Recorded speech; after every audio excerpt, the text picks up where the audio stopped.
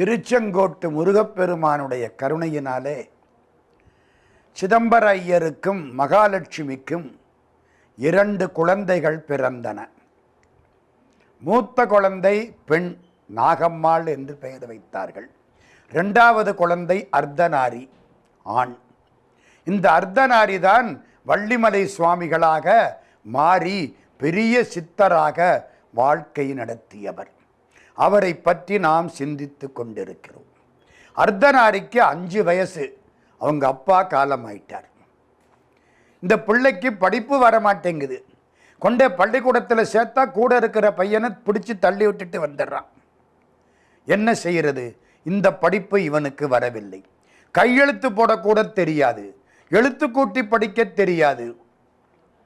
அவங்க மாமா கங்காதர ஐயர்னு பேர். இந்த பையனை கூட்டிகிட்டு போய் வீட்டில் வச்சுக்கிட்டார். படிப்பு தான் வரல, சமையல் சொல்லி கொடுப்போம். பையன் நல்லா சமைக்க கற்றுக்கிட்டான்.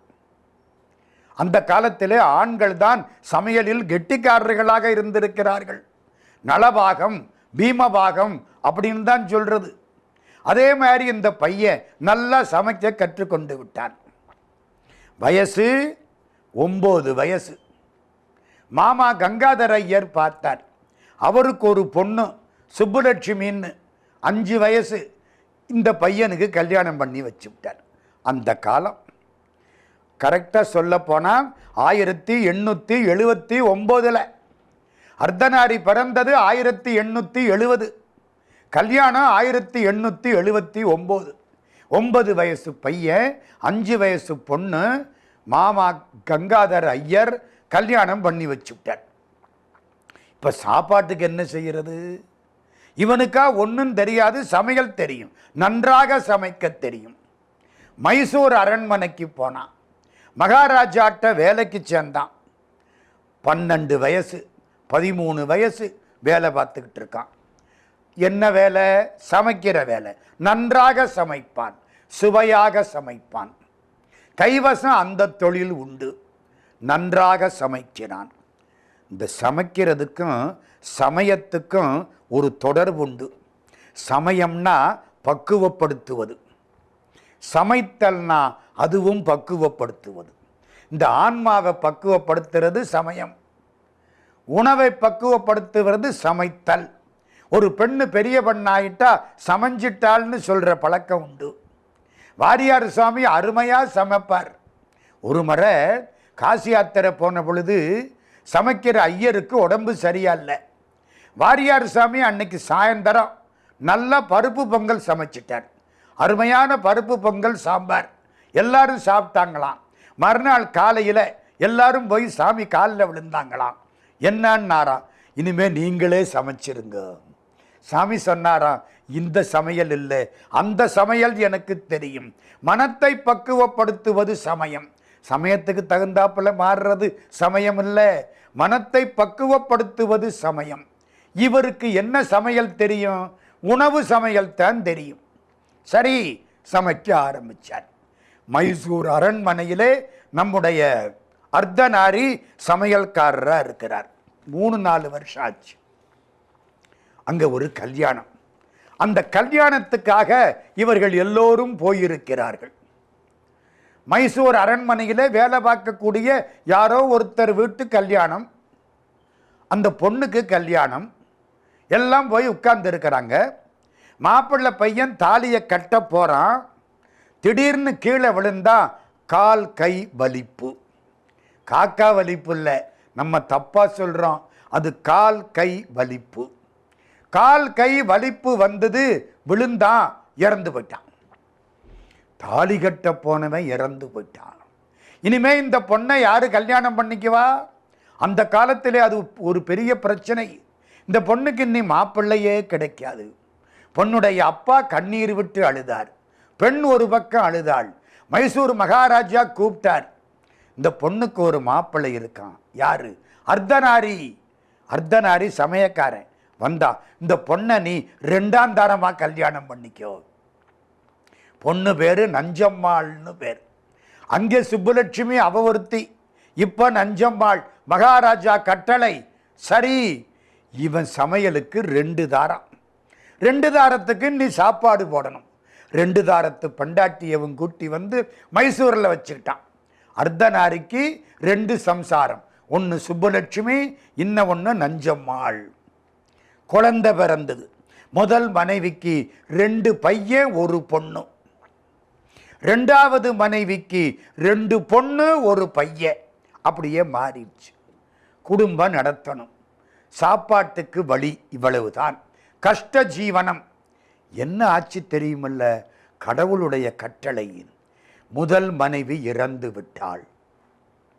அவளுக்கு பிறந்த 2 ஆண்களும் 1 பெண்ணும் இறந்து விட்டார்கள். 2வது மனைவிக்கு பிறந்த 2 பெண்களும் இறந்து விட்டார்கள். வரிசைக்கு வீட்டில் இறந்துகிட்டே இருந்தா அந்த மனசு என்ன பாடுபடும்? அழுகை, சோகம். யாரு மிச்சம்? அர்த்தநாரி மிச்சம், 2ஆம் தார பெண்டாட்டி நஞ்சம்மாள் மிச்சம், இதுக்கு பிறந்த 1 பையன் மிச்சம். அவ்வளவுதான். மனசு கஷ்டம், துன்பம், வயிற்று வலி வந்துருச்சு. எப்பவும் மனசில் சங்கடம் இருந்தாலோ, மனசில் குழப்பம் இருந்தாலோ அது நிச்சயமா உடம்ப பாதிக்கும். வயிற்று வலி வந்துருச்சு, தீராத வயிற்று வலி. என்ன பண்ணியும் தீரல, தற்கொலை பண்ணிக்கலாமா?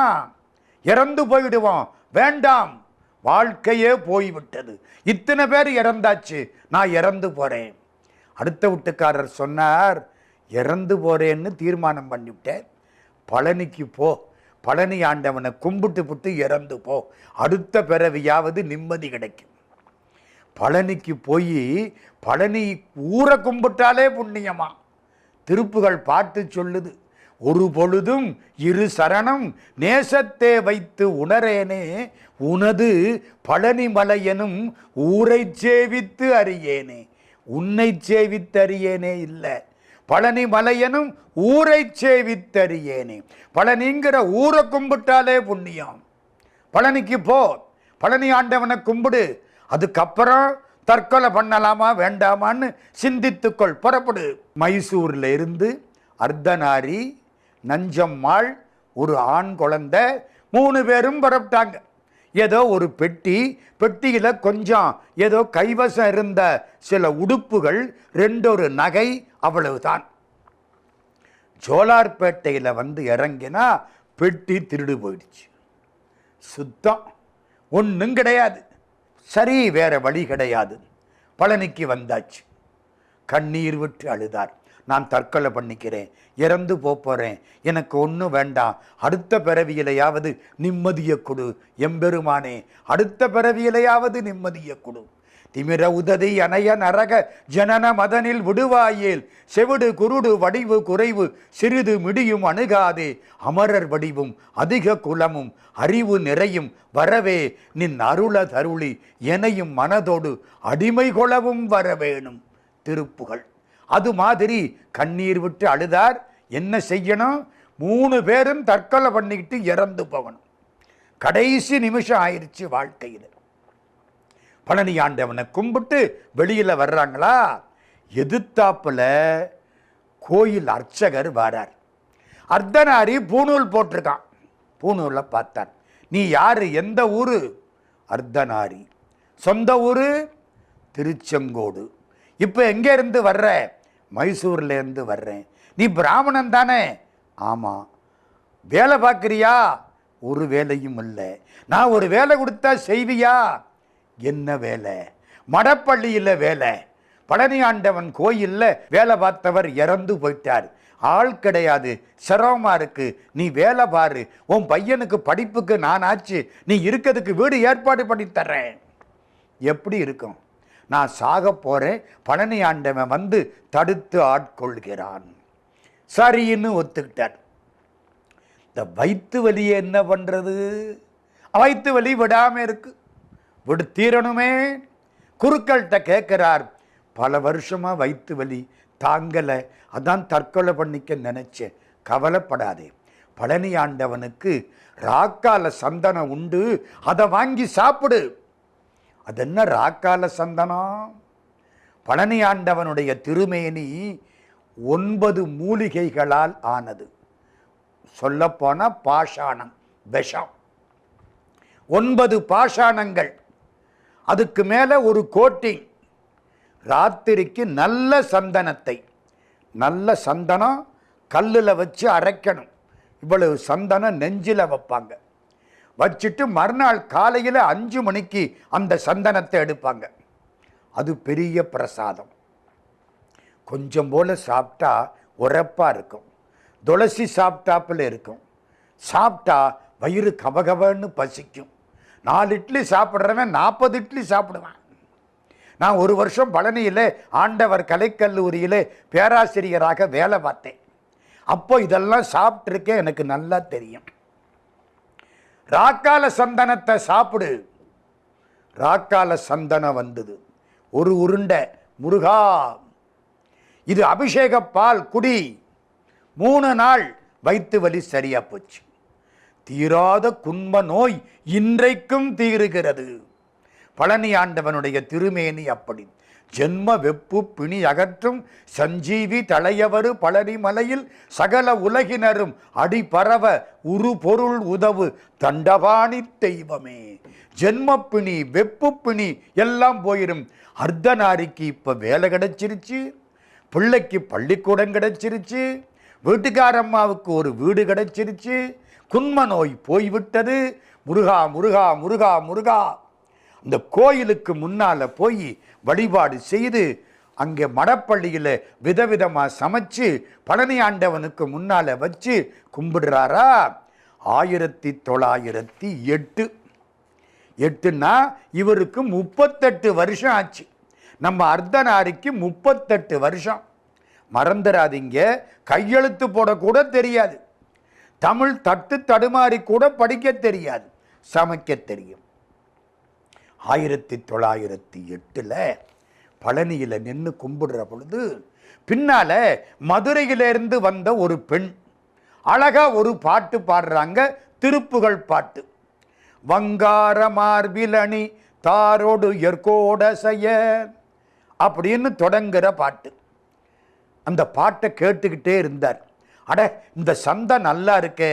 சிங்கார ரூபமயில் வாகன நமோ நமன கந்தா குமார சிவ தேசிக நமோ நமன சிந்தூர பார்வதி சுதாகர நமோ நமன விருதோதை சிந்தான ஜோதி கதிர் வேலவ நமோ நமன அங்காள வேணி குரு வானவ நமோ நமன தின்சூரராளி மலை தூள்பட வை வேலை விடு முருகோனே. அம்மா அம்மா, அந்த பாட்டை திரும்ப சொல்லுங்க. சிங்கார ரூபமயில் வாகன நமோ நம, சிங்கார ரூபமயில் வாகன நமோ நம. ஆகா, முருகன் மயில், சிங்கார ரூபமயில். மயில் நீல நிறத்தில் இருக்கும், முருகன் செவப்பா இருப்பார். திருச்செந்தூருக்கு போனால் கடல் நீல நிறமாக இருக்கும், சூரியன் செவப்பா வருவார். அதுதான் முருகன், அதுதான் மயில். இந்த கடல் தான் மயில், அந்த சூரியன் தான் முருகப்பெருமான். சந்தோஷமா இருக்கு. சிங்கார ரூபமயில் வாகன நமோ நம. அம்மா, இந்த பாட்டு நல்லா இருக்கே, இந்த பாட்டு எங்கே இருக்கு? அந்த அம்மா, இது திருப்புகழ் பாட்டு. திருப்புகழா? அப்படி ஒரு நூல் இருக்கா? ஆமா, இருக்கு. 16,000 பாட்டு அருணகிரியார் பாடினார். இப்போ 1300 சொச்சம் பாட்டு தான் கிடைச்சிருக்கு. அப்படியா? அம்மா, இந்த பாட்டை எழுதி கொடுக்குறீங்களா? பாட்டு எழுதி கொடுத்தா நீ படிக்க முடியுமா? ஆமா, எனக்கு படிக்க தெரியாதே, நான் என்ன செய்யறது? முதல்ல எழுத படிக்க கற்றுக்கோ, அப்புறம் திருப்புகள் படிக்கலாம். 38 வயசு அர்த்தநாரிக்கு. அந்த கோயிலில் மணின்னு ஒரு பையன், அந்த பையன்கிட்ட போயிட்டார். இந்த பாரு, உனக்கு பிரசாதமெல்லாம் தாரேன், எனக்கு ஆனாவன்னா சொல்லி கொடுக்குறியா? நான் எப்படியாவது திருப்புகள் படிக்கணும். 38 வயசில் ஆனாவன்னா கற்றுக்கொண்டு தமிழ் படித்து திருப்புகளை தட்டு தடுமாறி படிக்க கற்றுக்கொண்டார். கோயில் ஓதுவார்கிட்ட போய் கேட்டார், எனக்கு திருப்புகள் எழுதி கொடுங்க. ஓதுவார் தப்பு தப்பாக எழுதி கொடுத்தார். முருகனுடைய நூல் மட்டுமல்ல, எந்த தமிழ் நூலையும் தவறாக படிக்கக்கூடாது. தமிழ் என்பது மந்திரம், தவறாக படித்தால் அது நிச்சயமாக பலித்துவிடும். அழித்து பிறக்க ஒட்டா அயில்வேலன் கவியை அன்பால் எழுத்து பிழையறக் கற்கின்றீர். ஒரு தப்பும் வராம பேசணும், ஒரு தப்பும் வராம படிக்கணும். தப்பு வந்தா போச்சு, அதுக்கான பலன் கிடைத்து விடும். தப்பு தப்பா எழுதி கொடுத்தார். இவர் கஷ்டப்பட்டு படிச்சாரா? அந்த ஊருக்கு வந்த ஒரு அறிஞர் சொன்னார், உனக்கு என்னப்பா வேணும்? எனக்கு திருப்புகழ் புஸ்தகம் வேணும். அந்த அறிஞருக்கு கிருஷ்ணசாமி பண்டாரம்னு பேர். இதெல்லாம் நடந்த நிகழ்ச்சிகள். உனக்கு புத்தகம் தானே வேணும்? 292 லிங்கிச்செட்டி தெரு, சென்னை அப்படிங்கிற அட்ரஸுக்கு ஒரு கார்டு போடு. அந்த காலத்தில் கார்டெல்லாம் இருந்துச்சு. என்ன அட்ரஸ்? 292 லிங்கிச்செட்டி தெரு, சென்னை. ஒரு கடுதாசி போடு, புத்தகம் வந்துடும். ஆகா, பரவாயில்லையே. ஒரு கடுதாசி போட்டார். அங்கே இருந்து புத்தகம் வந்தது. பணத்தை கட்டிட்டு புத்தகத்தை எடுத்து விட்டார். சுத்தமான பதிப்பு, திருப்புகழ் பதிப்பு, தவறில்லாத பதிப்பு, 1000 பாட்டுக்கள் கொண்ட அற்புதமான பதிப்பு, தணிகை மணி வாசு செங்கல்வராய பிள்ளை போட்ட பதிப்பு. அவங்க அப்பா வடக்குப்பட்டு சுப்பிரமணிய பிள்ளை தான் திருப்புகளை தேடி கண்டுபிடிச்சு தொகுத்த புண்ணியவான். இவர் தணிகை மணி செங்கல்வராய பிள்ளை திருப்புகளுக்கு விளக்கம் எழுதிய புண்ணியவான். அந்த புத்தகம் கிடைச்சது. 292 லிங்கிச்செட்டி தெரு, அர்த்தநாரி. அதை வாங்கிக்கிட்டார். வாங்கி படிக்க ஆரம்பிச்சார். 450 பாட்டு பாடம் பண்ணினார் திருப்புகள். திருப்புகள் படிக்கும் அவர் சிந்தை வலுவாலே ஒருத்தரை மதிப்பதிலை உண்டன் அருளாலே. அப்படிப்பட்ட நூல் திருப்புகள். 450 பாட்டு பாடம் பண்ணிவிட்டார். முருகப்பெருமான் சந்நிதியில் போய் நின்று 450 பாட்டையும் வாயார படிக்கிறார். சந்தோஷமா இருக்கு. திருப்புகள் படிக்க படிக்க மனசு நிம்மதியா இருக்கு. எம்பெருமானே, இங்கேயும் நல்ல வாழ்க்கையை கொடு, அங்கேயும் நல்ல வாழ்க்கையை கொடு. வசனமிக வேற்றி மறவாதேன், மனது துயராற்றில் உழலாதே, இசை பயில் சடாட்சரமதாலே, இக பர சௌபாகியம் அருள்வாயே. இக சௌபாகியம் பர சௌபாகியம் ரெண்டையும் கொடுப்பாய். வசனமிக வேற்றி மறவாதே, மனது துயராற்றில் உழலாதே, இசை பயில் சடாட்சரமதாலே, இகபர சௌபாகியம் அருள்வாயே. பசுபதி சிவாக்கியம் உணர்வோனே, பழனி மலை வீத்தருளும் வேளா, அசுரர் கிளைவாட்டி மிக வாட, அமரர் சிறை மீட்ட பெருமாளே. எவ்வளவு பாட்டு! 450 பாட்டு. 6 வட வீட்டுக்கும் திருப்புகள், 5 தலங்களுக்கும் திருப்புகள், பூதஸ்தலங்கள். அவ்வளதும் ஒப்பிச்சுக்கிட்டு இருக்கார். முருகப்பெருமான் மனசுக்குள்ள உட்கார்ந்துட்டார். ஒரு நாள் கனவுல காட்சி. பாபநாசம் போ, திருப்புகள் படித்து கொண்டு சென்று கல்யாண தீர்த்தம் கொண்டா. சாமி பாபநாசத்துக்கு போறார். பாபநாசம் ஆகணும்னா பாபநாசத்துக்கு போகணும். திருநெல்வேலி பக்கம். திருப்புகள் படிச்சுக்கிட்டே போய் கல்யாண தீர்த்தத்தில் இருந்து, வாவேசு ஐயர் இறந்த இடம் கல்யாண தீர்த்தம். அங்கே போய் வழிபாடு செய்து தீர்த்தம் கொண்டாந்து பழனி ஆண்டவனுக்கு அபிஷேகம். ஆடி அமாவாசை பொதிய மலைக்கு போ, பான தீர்த்தம் கொண்டா. அர்த்தநாரி புறப்பட்டார். வழியெல்லாம் திருப்புகள் பாராயணம், பான தீர்த்தம், அபிஷேகம். வெள்ளியங்கிரிக்கு போ, தேவி தீர்த்தம் கொண்டா. வெள்ளியங்கிரி மலையில ஏறுறார், தீர்த்தம் கொண்டாந்தார், அபிஷேகம். நடந்தே திருச்செந்தூருக்கு போனார். திருச்செந்தூர் முருகனை பார்க்கிறார். கண்ணீர் விட்டு கதறினார். எம்பெருமானே, அருணகிரிக்கு நடன காட்சி காட்டியது நீதானே. அற்புதமான வாக்கு. தண்டையணி வெண்டையங்கின் சதங்கையும் தன்களல் சிலம்புடன் கொஞ்சவேனின் தந்தையினை முன்பறிந்தின்ப உரி கொண்டு நன் சந்தொடமணைந்து நின்றன்பு போல கண்டுரகடம்புடன் சந்த மகுடங்களும் கஞ்சமலர் செங்கையும் சிந்துவேலும் கண்களும் முகங்களும் சந்திர நிறங்களும் கண்குளிர எந்தன் முன் சந்தியாவோ. அங்க போய் கண்ணீர் விட்டு அழுதார். வழிபாடு பண்ணினார். கதிர்காமத்துக்கு போகணும்.